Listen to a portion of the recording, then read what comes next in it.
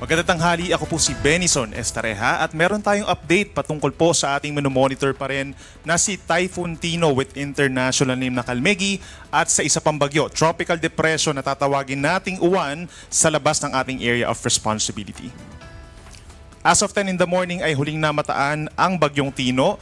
190 kilometers kanluran po ng Coron, Palawan. So unti-unti na itong lumalayo sa ating kalupaan. May taglay na hangin na 130 kilometers per hour. So bahagyang lumalakas po ito sa ngayon.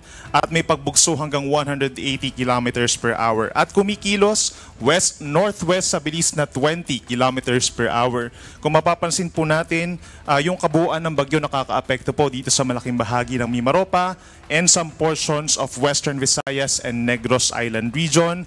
Pinakamalalakas pa rin ang mga pag-ulan dito sa Palawan at may kalat-kalat na ulan in other areas of Luzon and Visayas. Kabilang na rin dito sa may Northern and Central Luzon. Kung mapapansin po nila yung buntot ng Bagyong Tino, nagdadala rin ng mga light to moderate rains sa areas ng Northern and Central Luzon. Ito po yung mga naging landfall points nitong si Bagyong Tino in the last 2 days.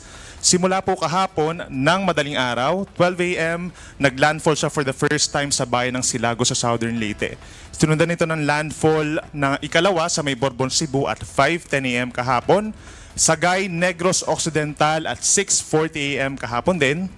Kahapon naman ng tanghali, nagkaroon ng dalawang panibago pang landfall dito sa may San Lorenzo, Guimaras at Iloilo City. Sinundan na pang-anim na landfall sa Magsaysay, Palawan, kagabi at 7:30. At kaninang madaling araw ang huling dalawang landfall dito po sa may Taytay and El Nido sa Palawan. Umaga po yan hanggang makarating po dito sa West Philippine Sea at the moment. Kung mapapansin po natin sa latest track nitong si Tino, generally west-northwest ang kinikilos niya patungo dito sa may central portion of Vietnam at mananatili as a typhoon category, bahagyang lalakas habang nandito sa may West Philippine Sea. Pero yung magandang balita nga ay lumalayo na ito sa ating kalupaan. Pero given pa rin na may kalakihan pa rin po yung kanyang radius o yung lawak, asahan pa rin yung mapagbugso ng hangin dito sa may parteng Mimaropa sa mga susunod na oras. Sa ngayon po nakataas pa rin ang tropical cyclone wind signal number 4 knowing na typhoon category po ito sa may northernmost portion of Palawan, particularly sa may El Nido. Signal number 3 naman sa hilagang bahagi pa ng Palawan, particular na mga bayan ng San Vicente and Taytay, kabilang na ang Calamian Group of Islands which includes po yung Coron. Signal number 2 naman sa eastern and central portions of Palawan, Puerto Princesa City, Rojas, Dumaran, and Araceli. Kabilang na rin po ang Kalayaan Group of Islands sa may West Philippine Sea. At signal number 1 dito sa may Occidental Mindoro, kabilang na ang Lubang Islands, southern portion of Oriental Mindoro, at dito rin po sa may southern portion of Palawan, kabilang na ang Cuyo Islands dito sa may Sulusi. So sa mga susunod na oras, pabugso-bugso pa rin po ang hangin na kanilang mararanasan.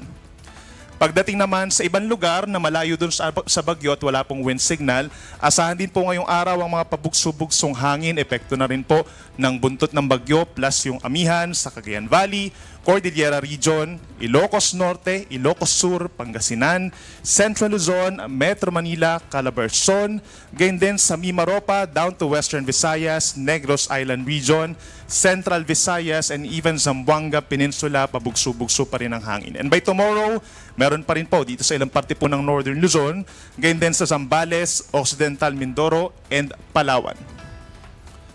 Para naman po sa mga karanas ng malalakas na pag-ulan within the next 24 hours, hanggang bukas ng tanghali, meron pa rin pong hanggang 200 millimeters na dami ng ulan. Dito po sa may Palawan, impacts po nito, maraming mga flooding events po ang posible at mataas din ang tsansa ng landslides. Yellow naman po, itong mga kulay dilaw, associated po yan dun sa Bagyong Tino, even yung lalawigan po ng Aurora, no, dun sa mga bulubundukin na lugar doon, 50 to 100 millimeters ang dami ng ulan hanggang bukas ng tanghali, associated yan sa mga pagbaha, lalo na sa mga low-lying areas, at hindi rin inaalis yung chance ng mga landslides. At pagdating naman sa daluyong or yung storm surge na tinatawag, sa mga susunod na oras mataas pa rin po ang chance na magkakaroon ng 3 metro or higit pa ng mga pag-alon dito po sa may northwestern portion ng mainland Palawan, 2 to 3 meters dito sa may kulay orange sa northern and central portions po of Palawan, habang 1 to 2 meters naman sa central portion of Palawan, kabilang na po itong Cuyo islands. Kaya sa mga coastal communities po natin dyan, please coordinate pa rin sa ating mga local government units for possible evacuation. At sa mga maglalayag naman po dito sa areas pa rin ng Mimaropa and Western Visayas, meron pa rin po tayong gale warning. Mataas yung chance na magkakaroon pa rin tayo ng sea travel suspensions in the next few hours dito po sa may Northern Palawan, Kalayaan Islands, southern coast ng Occidental Mindoro, western coast of Aklan at sa mga baybayin po ng Antique, kabilang na ang Kaluya Islands. Yung pinagkaiba nito dun sa ating storm surge warning, coastal areas. Pero pagdating sa gale warning, yung malayo po sa Pangpang, yung mga nagta-travel po by sea, lalo na yung mga ating nangingisdang kababayan. At update naman, dun sa ating minomonitor sa labas ng ating area of responsibility, sa ngayon, tropical depression pa rin po ito or mahina.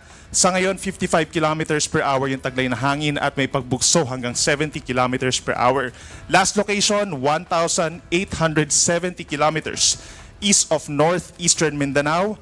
Kapansin-pansin, kumikilos po siya, 10 kilometers per hour lang, pero palayo or eastward. Dahil nagkakaroon po siya ng tinatawag na looping, na siyang typical naman po sa mga paunang or mga nagsisimula pa lamang po na bagyo. Sa ngayon, kung mapapansin din natin, walang direct effect itong tropical depression sa alinmang panig ng ating bansa, napakalayo pa po sa ngayon.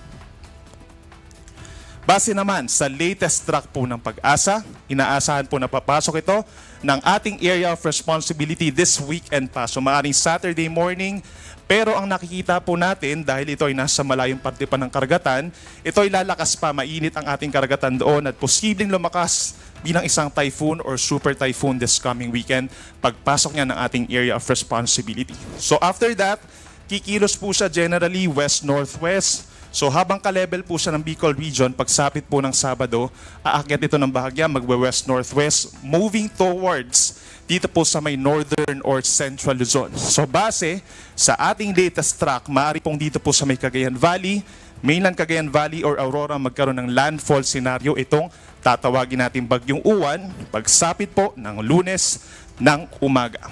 At kung mapapansin po nila, super typhoon category, so around 185 to 195 kilometers per hour, yung posibleng maramdaman ng ating mga kababayan po doon. So mas malakas kumpara dito sa nagdaang bagyong si Tino.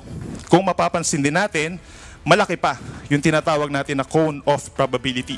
So ibig sabihin, posible pa itong umakyat ng bahagya or bumaba ng bahagya. Kaya kung mapapansin din natin, posibleng tumaas siya as far north at dito sa may Batanes pagsapit po ng Monday morning, pero posible ring bumaba dito sa may parting Kabikulan as early as evening of Sunday. We also have to consider na hindi pa siya ganun kalawak sa ngayon, pero habang lumalakas po ang bagyo, usually lumalawak din yung kanyang kaulapan at yung malalakas na hangin.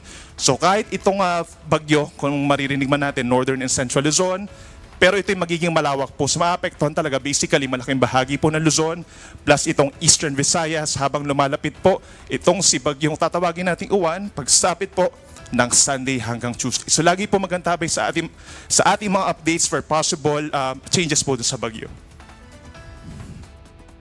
Yan muna yung latest mula dito sa Weather Forecasting Center ng Pag-asa. Maraming salamat at ingat.